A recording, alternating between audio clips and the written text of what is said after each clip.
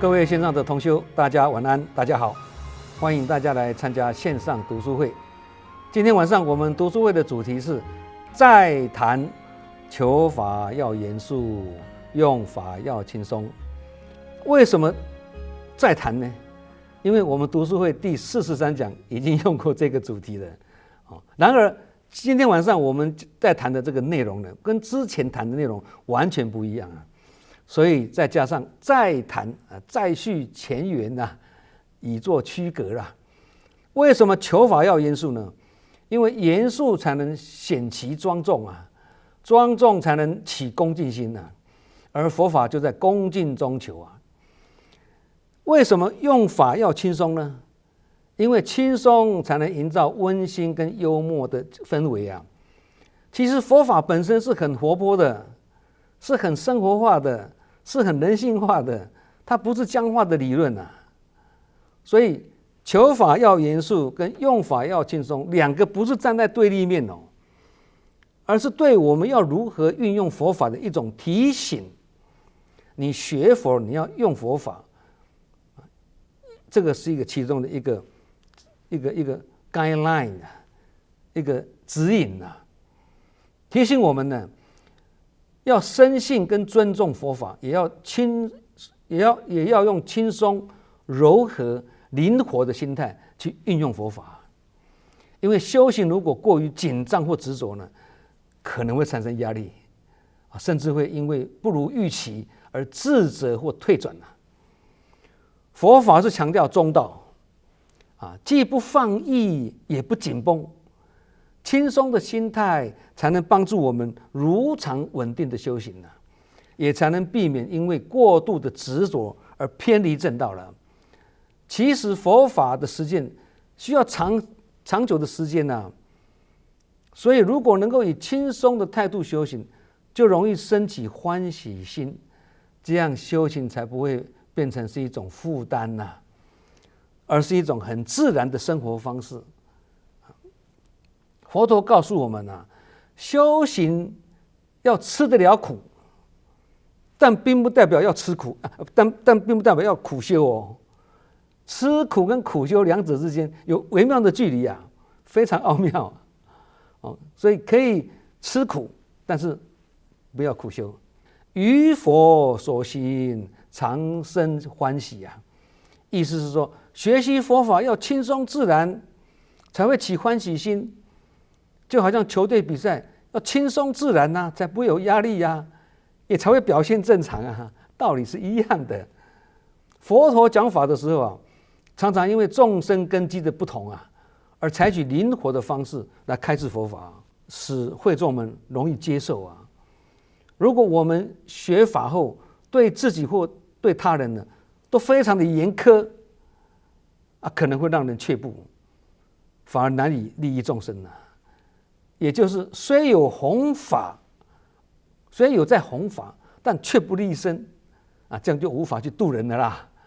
因此轻松的态度有助于自然的融入生活，而让佛法生活化，也更容易打动他人学佛的目的是要让我们解脱烦恼跟心地清净嘛。如果太过沉重或以僵硬的方式对待修行，反而会增加挂碍啦。而轻松的态度能让我们在修行中保持平和，既有恭敬，但是又不紧张这样才能让心灵呢在自在中呢与法相应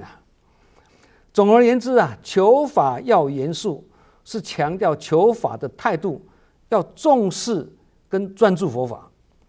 而用法要轻松呢，是强调对法的运用方式要灵活的将佛法融入生活中。两者互不矛，刚刚讲没有对立的，两个也不互相矛盾的，是相辅相成，双轨并行所以严肃并不代表一定要道貌岸然或者不苟言笑轻松也不代表不正经或不庄重不是这样子严肃中也可以不失温馨轻松中也可以不失庄严严肃跟轻松不落两边随境缘去灵活弹性运用佛法，这个就是中庸之道。因此，我们有时候要扮演庄严威仪的菩萨，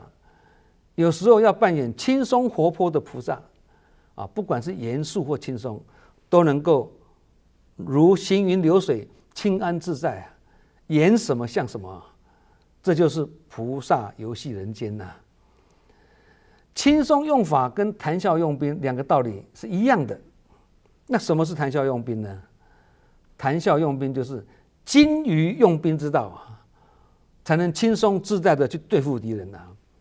这是一种什么泰然自若、举重若轻的处事态度。即使在重大的军事行动中也能保持轻松自信显现出非凡的智慧跟能力这个不是普通人那什么是轻松用法？轻松用法就是精于用法之道有在如法跟合法的原则下弹性灵活的用法，这样才能以妙法去应机教化众生也才能以妙法去解决生活中或生命中的各种疑难杂症能这样，就是庶民语言所说的接地气。说法、用法、传法要能够接地气，才有可能被会众们接受嘛，被听法者接受嘛，别人也才听得懂才不会鸡同鸭讲别人一旦听得懂，也受益受用，就会越听越欢喜嘛。这样才有可能随法入心。把这4个字倒过来，心入法随，很奥妙所以法可以千日不用，但不能一日不备。意思就是每天都要准备，准备充足才会胸有成竹，胸有成竹才能老神在在，谈笑用兵这个就像学生考试一样嘛，考试之前已经充分准备了，考试当天就会不紧张就可以轻松应试同理平常精进文法，也听到重点，并把它落实在生活中，点滴累积起来就成为自己的生活智慧了。这样一旦碰到问题产生的时候，才不会身边都是佛法，但却拿不出一点办法而是什么？兵来将挡水来土掩临危不惧处变不惊而且能够见招拆招随机应变甚至功夫了得，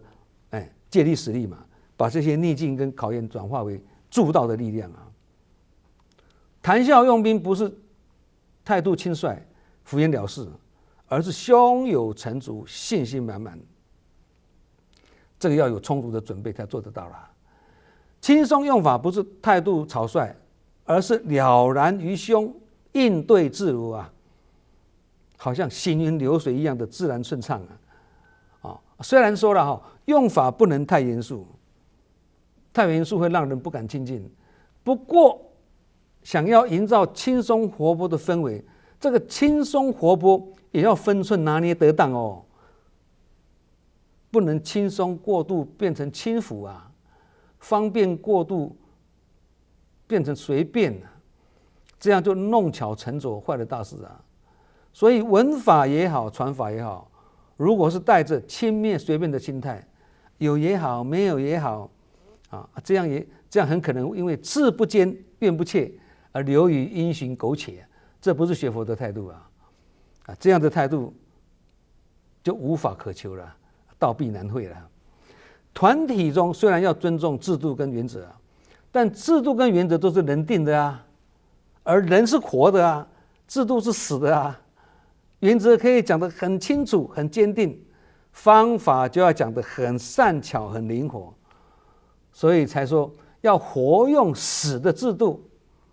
好话要死记，但千万要活用，也是一样的道理的。用法的时候还是要精准掌握、灵活运用不能过于僵化或一成不变的教条式的那种执行也不能死板板的追求形式上的严格虽然法律跟道规需要被遵守，但在具体操作跟实践过程中呢，还是要因地制宜，做出适当的调整啊，这样不但接地气，而且是人性化，才会对机啊。这个就是用法要轻松的道理啊。举例来讲，大家更清楚了。正言上人曾经开示说，要慈济人啊，尽量走大门，但并没有说不能走侧门啊。情况有需要的时候，还是要灵活应对啊，不能死骨不化啊，否则侧门是要做什么用啊？是吗？对不对？虽然用法要轻松灵活了，但是求法必须以严肃的心态面对哦。两者之间的切换要清清楚楚的，好像手机的漫游一样，一落地就切换了哦，才不会该严肃的时候却很轻率，该轻松的时候却一本正经啊，才不会这样颠倒了。那以世间法来讲呢，每个国家都有自己的法律嘛，在法庭上，法官必须严肃对待每一个案件啊，依据事实证据跟法律呢，做出公正的裁决嘛，而不能带有个人的意识形态或主观偏见，这样子的态度也是要保持很严肃的哦。以佛法来讲，每个道场都有自己的道规跟戒律啊，作为一切言行的造作的规范跟准绳，这样道场才会有道气啊。这个在心态上来讲也是严肃跟严谨的，学法跟求道的态度严肃跟严谨，才会庄重起恭敬心啊。也就是刚刚我们前面讲的，佛法在恭敬中求。如果太轻慢轻率，甚至戏论佛法，拿佛法来开玩笑，这样不但不恭敬，甚至会造成谤佛跟谤法之嫌哦。那这个代志就大条咯。佛经故事里面有提到啊，穆建连的母亲投胎在恶鬼道里面嘛，这个故事大家都知道嘛，对。原因就出在他的母亲生前呢，不止贪婪吝啬，并且呢恶口恶行啊，不但不信佛法，还毁谤佛法啊，谤佛谤法。由于这些因果呢，往生之后呢，被报应啊，转生到恶鬼啊，在恶鬼道里面呢，尝尽饥饿跟痛苦啊。这不是对佛法不恭敬跟心态不严肃而已哦，这是毁谤佛法，会有很重的报应啊。所以穆建连的母亲才会下到三恶道啊。普贤十大愿的第一愿是礼敬诸佛啊。礼敬诸佛不仅是一种外在的礼仪哦，更是内在的修行哦。他提醒我们啊，要以谦卑跟恭敬的心态面对佛陀、佛法跟一切众生哦，并激励我们呢向佛学习，开启内心的佛性智慧。最终的目的是要达到什么？自我解脱跟利他圆满的境界嘛。这个很重要啊，所以是普贤十大愿里面的第一愿呐。这个礼敬诸佛也告诉我们一个道理啊，我们身边的每一个人跟一切众生，本质上跟佛是没有两样的，都有佛性跟成佛的潜能的，所以佛经才说嘛，心佛众生三无差别嘛，对，也讲了一切众生皆有佛性，也就是说要珍惜跟尊重我们身边的每一个人，不管这个人是让你看了起欢喜心的，还是起烦恼心的啊，不管这个人你看了很顺眼还是很讨厌，我们都要提醒自己哦，还是要尊重他，礼敬他，因为很有可能他就是一尊佛了，也有可能是未来佛哦。这叫礼敬诸佛啊，他是来考验我们的修养啊。心中存的有这样的念头，才有可能做到礼敬诸佛了。因此，普贤菩萨的礼敬诸佛，其实是在告诉我们，要礼敬所有一切众生，不是敬佛而已哦，敬一切众生哦。这才是这句话要表达的深层的意义哦。鉴真和尚东行传法的精神，也是给我们很大的学习。第一次呢，形成泄露，被唐朝的官员的阻挠，无法起航。第二次出航后不久，遭遇强风暴雨，又被摧毁原地啊，造成大家士气很低落。第三次起航后，又遇到更大的暴风雨啊。第四次呢，航行中又是碰到风暴，船只飘到福建沿海。那这个时候，有些弟子开始失去信心了。第五次来了，航行中途啊，船只失事了，造成鉴真和尚不幸双目失明，身体健康严重受损。但即便如此啊，他东渡的信念跟意志还没有动摇哦。到第六次呢，这次东渡花了半年的时间呢，途中经历了长时间的海上颠簸达到身体衰弱跟双眼失明的这个极限呢，最终抵达日本了，被日本的朝廷跟当地的僧人热烈的欢迎呢。他就在日本呢大力弘扬佛法，建立了律宗完成了传法的使命。我们探讨这一种不屈不挠的精神，追根究底就是3个字信愿行简单讲就是真实的信仰、坚定的力量跟精进的行动词很淡，理很浓听得懂，但不是人人做得到啦。其实证严上人也是这样的精神年近90高龄体力逐渐的衰退了，但毅力却十分惊人经常打着点滴，照样拼老命在开示跟开会而且开示的时间比以前更长，开示内容还是铿锵有力，直指人心印证证严上人自己所讲的不求身体健康，但求精神敏锐现在是2025年去年12月中到今年1月初上人连续2梯次将近2个月的行脚中总共主持了32场的岁末祝福。但是行脚中并不是每天都有岁末祝福了还有没有岁末祝福的其他时间呢，就是安排了满满的各种不同的团队志工的温馨交流啦，或接近当地的外宾场次是很难以统计的。这样的情况下呢，证严上人还是保持分秒不空过的精进不懈，这样的精神跟鉴真和尚是并驾齐驱令人敬仰跟敬佩其实不少的高僧大德都是这样，在尽行受献生命跟尽此一报身都是以身教跟言教来教育弟子跟教化众生，是一种无声说法，也是他们留给这些佛弟子们最珍贵的遗产这告诉我们一个道理求法、用法、说法、传法，不管是用严肃的方法或轻松的方法，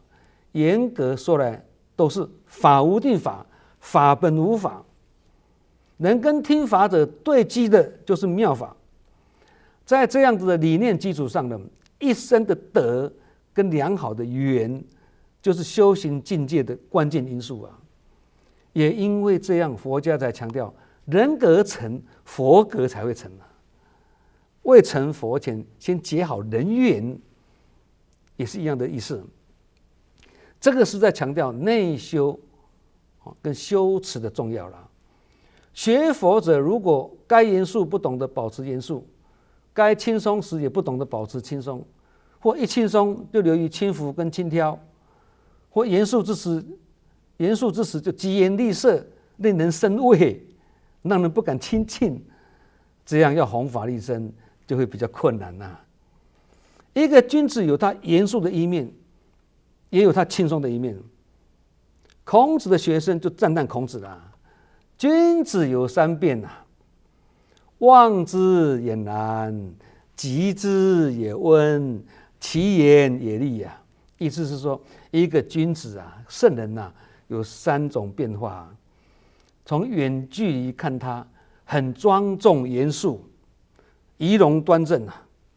从近距离看他很随和和蔼可亲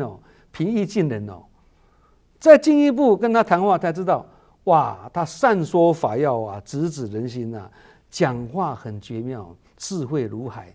而且很幽默，这种人格特质很值得我们学习的。那其实正言上人也是这样啊。有一次上人跟一些资深的委员开会讨论事情了，上人已经把方向讲得很清楚了，还是有委员呢放不下，还在坚持。上人一看，只好跟着大家说：“阿伯师父好您走了，要不然师父让你们做了。”大家顿时笑成一团。对，能够轻松用法的人，必有其幽默跟睿智的人格特质。精通法要的高僧大德，那就更不用讲了啦，因为他们智慧如海，因此可以在幽默中蕴藏佛法，可以在轻松活泼之间把佛法弘扬的淋漓尽致。这个叫做观机逗教，应缘说教。举例来解释，大家更清楚了。例如弥勒佛化身的布袋和尚他就是以滑稽跟随和的形象示现常以笑容跟简单的语句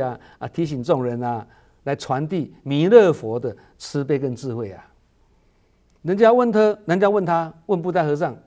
什么是佛法，他不讲话，就把布袋呢放下来。大家一看懂了，佛法就是放下。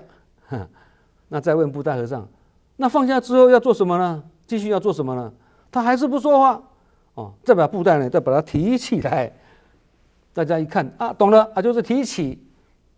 原来整个意思就是放下个人的烦恼、埋怨、忧愁，提起利益众生的如来家业无生胜有生的无生说法，一句话都不用讲了，一默还响如雷了。达赖喇嘛也是经常在演讲中以自嘲的方式穿插幽默先让观众放松，先让那些会众放松，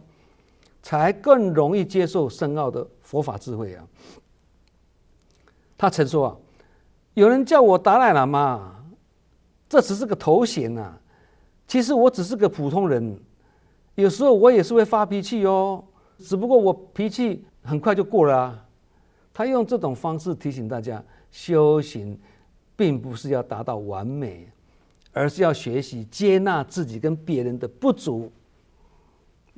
人非圣贤也有一次呢，有人问达赖喇嘛如何处理每天繁忙的工作行程他笑着回答说：“很简单，我只需要知道，睡觉的时候闭上眼睛，醒来的时候张开眼睛。”这句话既深邃又幽默，点出了心宽念存跟活在当下的重要性这句话跟圣严上人的一段开示有异曲同工之妙有人问圣严上人请教上人如何了解自己上人回答：肚子饿了想吃饭，身体累了想要休息睡觉，睡饱了想要工作，这就是了解自己了。问题很艰深，但是答案很简单。法不在高深，而在于能否与生活结合。生活中用得到就是妙法，用不到再怎么大法也是没办法。所以求法求道也是要务实眼前的都不能把握，都还做不到，还奢谈什么天长地久，奢谈什么生生世世达赖喇嘛也曾经说过人类很有趣的是什么？花了健康去赚钱，等赚到钱了，再花钱去买回健康，结果到头来呢，既没了健康，也没了钱，真是一语道破其实这也是现在很多人的生活写照，不是吗？那他用这种幽默的方式，让我们反思生活中的矛盾跟不平衡呢。在一次演讲中呢，有人问达赖喇嘛对死亡的看法，他回答：“我是准备好了啦，但是还不急啦。”这句话你看，短短几个字，轻松化解了对死亡的恐惧同时也传递了对生命的从容态度。这也是平常就要学习的否则临时抱佛脚也没有用古代有一位赵州禅师他以机智问答而出名哦。有弟子问他：师父，请问一下，狗有佛性吗？禅师回答：没有。弟子很不解，再问：那佛经不是说一切众生都有佛性吗？赵州笑着回答说：因为你太执着文字，所以佛性就没有了啦。意思是说，你都知道众生都有佛性，为什么还要刻意去提狗呢？这就是执着啦，一执着障碍就来了啦，佛性就没了啦。其实这个就好像有人在问说，行善有没有功德啊？道理也是一样的啦。做好事不执着于求功德，那就有功德；相反的，执着于求功德，那就没有功德。即使有，也是有漏的功德啊。虽然比起没有行善的人是好一点啦，但因为心念上还有求功德的执着，所以这样就变成庸俗化的佛法。弘一大师也是善于用接地气的语言跟幽默来启发人心啊。他曾说啊，佛法不深奥，他就像在劝你不要熬夜哦。虽然很简单，但做到的人很少，真是透彻人性，一针见血。也有一次啊，一位海外实业家，他来金舍拜见证严上人了。中间他问藏人说：上人，你会不会发脾气啊？我问上人这个问题啊，上人回答说：会啊，但我发的脾气是假脾气，是故意让大家知道我在发脾气，但过了马上就忘了。这也是在轻松的开示中蕴藏的真理智慧啊。这些高深大德的幽默并非单纯的娱乐哦，而是以智慧为基础，帮助人们放下执着，启发他们的智慧啊。所以能够轻松用法的人，必有其幽默与睿智的人格特质。其实的笑话是一抹清香的，能在严肃的空气中注入几分生气啊。幽默是笑话的更深一层啊。没有内涵或不懂得推理的人，或没有赤子之心跟自行自信的人啊，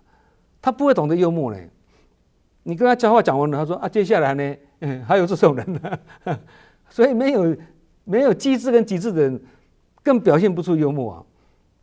当然也就无法轻松用法跟谈笑用兵了嘛。有些人你跟他讲笑话，他笑不出来啊；你跟他讲感人的故事，他也无动于衷哦。